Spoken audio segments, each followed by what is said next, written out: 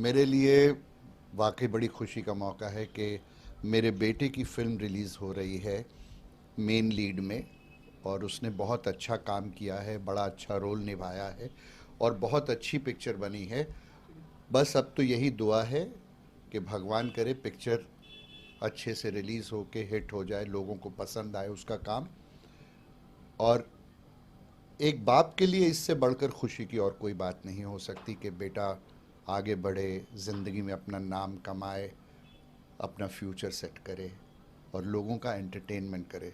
मैं एक परफॉर्मर होने के नाते यही दुआ करता हूँ कि जैसे मैंने आज 48 साल से लोगों की सेवा की है, उन्हें एंटरटेन किया है, उन्हें हंसाने की कोशिश की है, उसी तरह मेरे बच्चे लोगों को एंटरटेन करें, मेरा बेटा लोगों को एंटरटेन करे और नाम कमाए।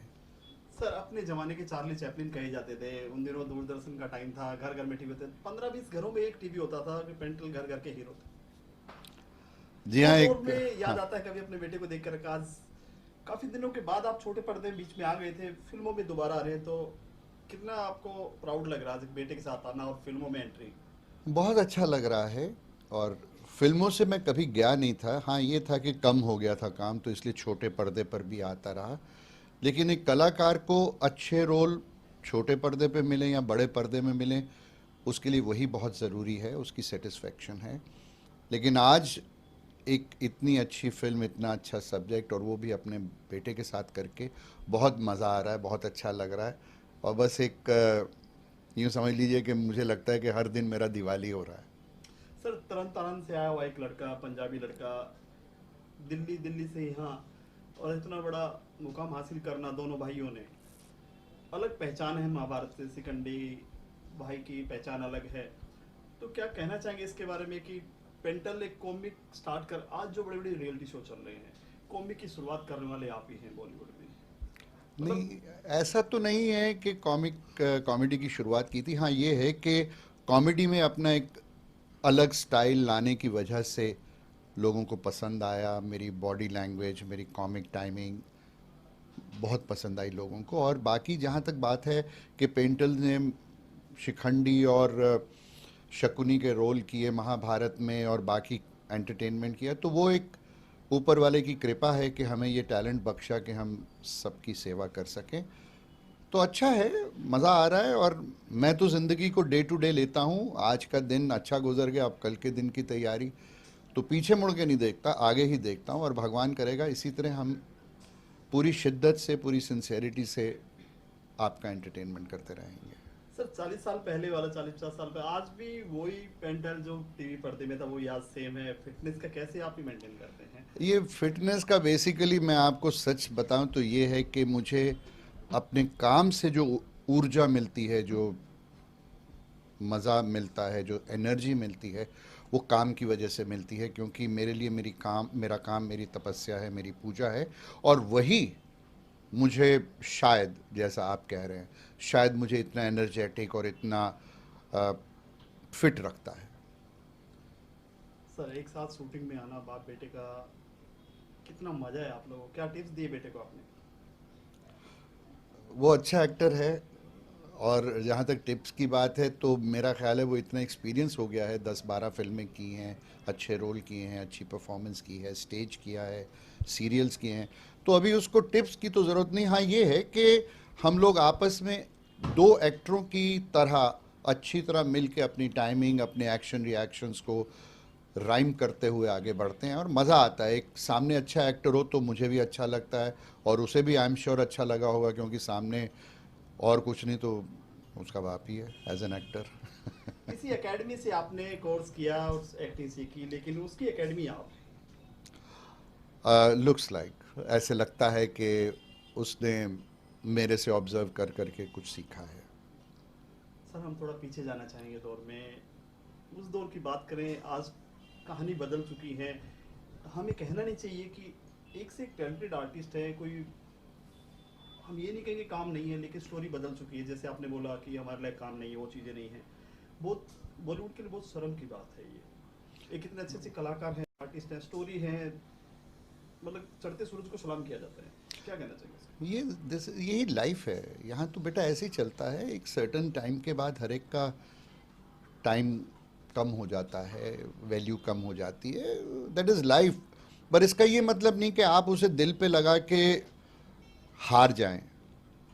मैं हारा नहीं हूँ। मैं काम जितना भी मिलता है उसे उसी सिंसेरिटी, उसी शिद्दत के साथ करता हूँ और मज़ा लेता हूँ और ज़िंदगी जीता हूँ। और मुझे पूरा विश्वास है कि अगर मैं सिंसियर हूँ और मेरा भगवान मेरे साथ है तो मुझे कभी काम की कमी नहीं होगी और मेरी ज़िंदगी यूं ही चलती रहेगी आखिरी सांस तक।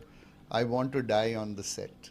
सर ये फिल्मों का वाकया स्टार्ट हुआ पहली बार मुंबई में जब एंट्री किया बॉलीवुड में, कौन सा दौर था, क्या था, पहला वाकया क्या था, पहली जो शुरुआत थी? शुरुआत ये थी कि 1969 में मैंने एंट्री ली थी, बम्बई आया था। और बड़ा अच्छा किस्सा हुआ था कि तकदीर मेरी बड़ी तेज़ थी उस वक्त। एक्टर तो मैं जो भी था। हम लोग पूरे जो पास आउट होके आए थे पूना फिल्म इंस्टीट्यूट से 69 में, हम लोग अंधेरी स्टेशन पे मिलते थे और फिर वहाँ से इकट्ठे मिलके 5-6 यार दोस्त हम लोग कभी फेमस स्टूडियो जाते थे स्ट्रगल करने, कभी कहीं जाते थे, कभी कहीं जाते थे। तो एक दिन हम लोग रेलवे स्टेशन, अंधेरी रेलवे स्टेशन पे मिले तो सब ने कहा कि यार हमारे यहाँ पर फाइनल एग्ज़ाम्स लेने के लिए आत्माराम जी आए थे, गुरुदत्त जी के छोटे भाई, और वो पिक्चर प्लान कर रहे हैं न्यू कमर्स के साथ, तो हम लोग उन्हें मिलने चलते हैं। तो मैंने कहा नहीं नहीं यार, मैं नहीं जा रहा, मैं तो वहाँ फेमस स्टूडियो जाऊँगा, वहाँ FC मेहरा साहब हैं, ये हैं वो हैं, मैं वहाँ जाने वाला हूँ। तो वो लोग उतर गए, मैं गाड़ी में बैठा रहा और गाड़ी चल पड़ी। अचानक मुझे पता नहीं क्या हुआ, मैं चलती गाड़ी से कूद गया और मैंने कहा चलो मैं भी आता हूँ, मैं भी आता हूँ। तो यकीन मानिए वहाँ जाकर आत्मा जी से मिले, उन्होंने कहा हम तुम्हारा कल टेस्ट लेंगे क्योंकि ये डांस के ऊपर फिल्म है, तो जो डांस अच्छा करेगा हम उसको ले लेंगे। अगले दिन हमारा ऑडिशन हुआ, मैंने डांस किया। पहला लड़का जिसने डांस किया वो मैं था और आत्मा जी को इतना पसंद आया कि मुझे उन्होंने अपने साथ कुर्सी मंगा के कुर्सी पे बिठाया और कहा कि अब तुम मेरी हेल्प करो आगे के स्टूडेंट्स को, एक्टरों को सेलेक्ट करने के लिए। तो मेरे लिए बहुत बड़ी बात थी। और फिर मुझे आया कि मेरा वक्त अच्छा था जो उस वक्त मैं चलती गाड़ी से उतर के आ गया, अगर मैं नहीं आता तो शायद ये मौका मेरे हाथ से निकल जाता। तो ये एक बड़ा इंसिडेंट इम्पॉर्टेंट अच्छा हुआ मेरे लिए, जिससे कि मेरा करियर शुरू हुआ। और उसके बाद 1, 2, 3, 4, 5 एक के ऊपर एक फिल्में मिलनी शुरू हो गई और फिर मुझे पीछे मुड़ के देखना नहीं पड़ा। मैं तो यही कहना चाहूँगा कि पंजाबी क्योंकि दिल के साफ़ होते हैं, जिगर बड़ा होता है, दिल वाले होते हैं, तो इसलिए भगवान भी उनका साथ देते हैं। क्योंकि अगर आप टैलेंटेड हैं, सिंसियर हैं, डिवोटेड हैं, डेडिकेटेड हैं और सबसे बड़ा भगवान आपके साथ है, तो दुनिया की कोई ताकत रोक नहीं सकती। और ये पंजाबी किसी तरह भगवान को भी फोर्स कर रखते हैं कि पाजी मेरी मदद कारी दो, वाहे गुरु आ जाओ।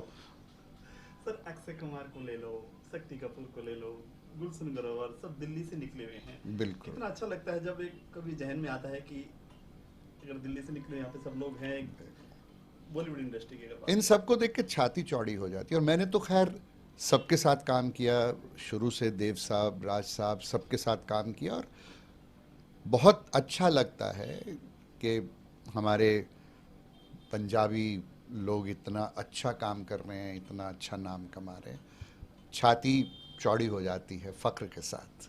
सर अब भी आपका खुद का फ्लैट है, सब सेटल है, सब कुछ है। आपके टाइम में ये सब चीज़ें नहीं थी। अगर बात करें, कभी मुंबई जो है सपनों का शहर है। पेंटल एक सपना लेकर आया था मुझे हीरो बनने, जैसे अपने बताया ट्रेन से कूद गए थे। कभी आपको लगा कि मुंबई से वापस चले, हार के किचनों में निकल जाते हैं? कभी ऐसा कोई वाकया, स्ट्रगल का वाकया बताइए। एक सेकंड के लिए नहीं आया दिमाग में, क्योंकि मुझे अपने पे और अपने भगवान पे बड़ा भरोसा था और बस उसी का नाम लेके मैं हर काम करता था। बीच में अच्छे बुरे दिन भी आए, लेकिन मुझे मालूम है मेरा भगवान मेरे साथ है। और कभी प्रॉब्लम नहीं हुई कि ये सोचें कि शहर छोड़ के चले जाएंगे, ये काम छोड़ के चले जाएंगे, ऐसा तो कभी नहीं हो सकता। बॉम्बे रुलाती है, एक दो फटके देती है कि बॉम्बे जो हार गया, जो 6 महीने रुक गया, कहावत है कि 6 महीने रुक गया मुंबई का बन के रह जाता है। लेकिन बॉम्बे सर पे भी चढ़ाती है। आज मेरे जैसे अदना इंसान को जो सर पे चढ़ाया है, जो पूरी दुनिया का प्यार मिला है, मैं कैसे भूल सकता हूँ। ये बम्बई की वजह से ही हुआ है। और बॉम्बे मेरी जान, बहुत सही बात है, बॉम्बे इज़ मेरी जान। सर आई थिंक टुनटुन के साथ भी आपने काम किया है। हाँ टुनटुन के साथ हाँ हाँ, टुनटुन जी के साथ बहुत काम किया मैंने, शोज भी बहुत किए हैं, एक्टिंग भी बहुत की है, और हम लोग बहुत क्लोज भी थे, बहुत प्यार करती थी मुझे। कोई ऐसा पुराना वाक्य दर्शक से शेयर करेंगे सर? काफी दिनों के बाद आपका इंटरव्यू चल रहा है, तो कोई ऐसा वाक्य जब ऐसे काफ़ी वाक़ये हुए, लेकिन ये है कि उनके साथ काम करने का बड़ा मज़ा आता था, क्योंकि वो इतनी उम्र के बाद भी, इतने एक्सपीरियंस के बाद भी काम में बिल्कुल न्यू कमर की तरह रहती थी, और जब भी शूट करती थी तो वो कुछ ना कुछ क्रिएट करने में लगी रहती थी, और फिर उनका ये होता था कि मैं आगे बढ़ के सब कुछ कर लूँ, तो वो उनकी जो एक फाइट थी अच्छा परफॉर्मेंस करने की, वो मुझे बहुत पसंद थी, और मैं भी हमेशा उनको और उकसाता था और उनको चढ़ाता था, ताकि और मस्ती करें और मज़ा लें और अच्छा काम हो। बड़ी प्यारी लेडी थी, बहुत कंसर्न दिखाती थी, प्यार करती थी, मस्ती करती थी, सारा दिन सेट पे मस्ती होती थी।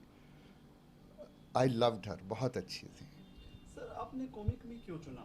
आप हीरो बनने के लिए कभी नहीं जाएंगे नहीं, नहीं क्यों? नहीं, क्योंकि एक मैं जब कॉमेडी मैंने, क्या रग रग में बसती थी, या कॉमेडी कहाँ से शुरुआत की? कॉमेडी आपको लगा कि कॉमेडी में आना चाहिए?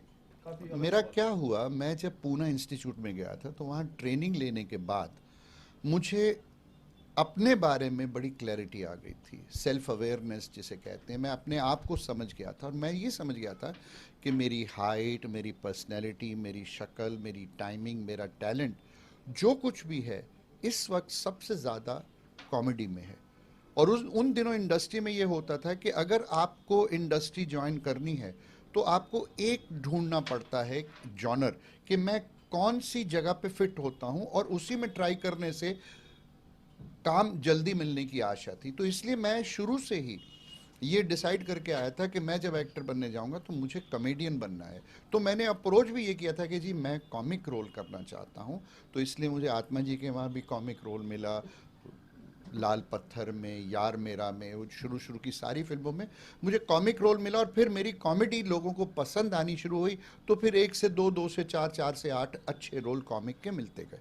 लेकिन आने से पहले मेरी क्लैरिटी बहुत सही थी कि मैं सिर्फ कॉमेडियन बनना चाहता हूँ। बाद में ओम प्रकाश जी जैसे महान एक्टर, जिन्होंने बाद में इमोशनल रोल्स भी किए, सब तरह के रोल किए, मैं भी उनको अपना एक आइडल बना के आगे आया था कि कॉमेडी के बाद मैं भी धीरे धीरे डिफरेंट रोल करूंगा, जो मैं आज कर रहा हूँ। कॉमेडी सर आप करते नहीं थे, आपका चेहरा ही ऐसा है कि आप आंखों से भी आप चेहरा ऐसे ऐसे बना के, वो भी एक अलग तरह की कॉमेडी थी। मतलब बिना बोल के भी आप दर्शकों को हंसा देते थे। वो इसलिए कि मैं हिंदुस्तान के one of the best mime artist हूँ मैं, और माइम होता है मूक अभिनय, तो मेरा उसमें भी महारत है। तो एक माइम होने के नाते मैं उस माइम को अपने कैरेक्टर्स में ऐड करके एक नया मज़ा, एक नया फ्लेवर लेके आया था। इस फिल्म में क्या आप कॉमेडी में हैं या नहीं फिर नहीं नहीं सीरियस नहीं, मोड? नहीं, नहीं, बहुत सीरियस और साइकिक कैरेक्टर है, जो पागलपन की हद तक है, और जो अपने बेटे को अपनी बात मनवाने के लिए इतना साइक कर देता है कि वो पागलपन की हद की जो लाइन है तकरीबन उस तक पहुंच जाता है। तो ये बड़ा ही अलग कैरेक्टर है, इसीलिए मैंने कहा कि मुझे ये कैरेक्टर करने में बहुत मज़ा आया, बहुत चैलेंजिंग रोल था। जैसे महाभारत में मेरा शिखंडी बड़ा चैलेंजिंग रोल था, उस तरह ये मेरी ज़िंदगी में एक ऐसा रोल आया है जो बड़ा अलग है, और जिसे करने में मुझे एक चैलेंज मिला, और मैंने शायद वो चैलेंज बाखूबी किया है। अब वो देखने वाले बताएंगे कि मैं सक्सेसफुल हुआ हूँ या नहीं। 50 साल काम करने के बाद आज भी आप कह रहे हैं कि मैं सक्सेसफुल हुआ हूँ कि नहीं? मतलब बेटे के आगे आज भी आप झुके हुए? हर बाप बेटे के सामने तो झुकता ही है, ये और कुछ रीज़न नहीं है, सिर्फ एक मतलब आप अपनी एक्टिंग पर भी शक? है। मुझे मालूम है पसंद आएगा लोगों को, लेकिन बेटा मेरा बड़ा अच्छा एक्टर है, एंड एज एन एक्टर अच्छा चैलेंज दिया उसने मुझे, अच्छा काउंटर दिया सामने से, और फिर एक बाप के लिए बेटे से बढ़कर कुछ नहीं होता।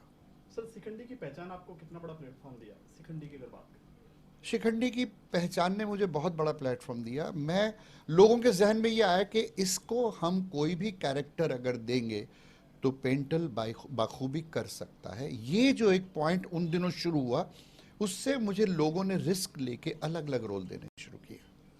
दोनों भाइयों को मैथोलॉजिकल के लिए जाना जाता है। भांजे काफ़ी डायलॉग काफ़ी फेमस रहा था, तो कितना प्राउड होता जब आप सुनते हैं कहीं भी जाते हैं कि वो महाभारत वाले। बिल्कुल, मेरे लिए तो वही बात होगी कि उन्होंने नहीं, मैंने किया है, और मेरी अचीवमेंट मेरे लिए नहीं, उनके लिए है। तो एक भाई होने के नाते हमारे लिए तो इससे बढ़कर और क्या बात हो सकती है कि मेरे भाई की इतनी तारीफ हो रही है, या मेरी उनकी नज़र में मेरी तारीफ हो रही है, या हमारे बेटे की तारीफ हो रही है। तो ये तो फैमिली में है, तो ऐसा लगता नहीं है कि हम अलग हैं, हम एक हैं, और जो भी अच्छा हो रहा है वो हम सब के साथ हो रहा है। सर महाभारत जो काफ़ी हिट हुई है, महाभारत के लिए दोबारा बनाना चाहा लोगों ने, 2-3 बार बनी लेकिन वो नहीं चीज़ें नहीं बनी, रही। बन ही नहीं सकती, क्योंकि उस वक्त जो दिल से निकली थी बात वो दिलों तक पहुंची।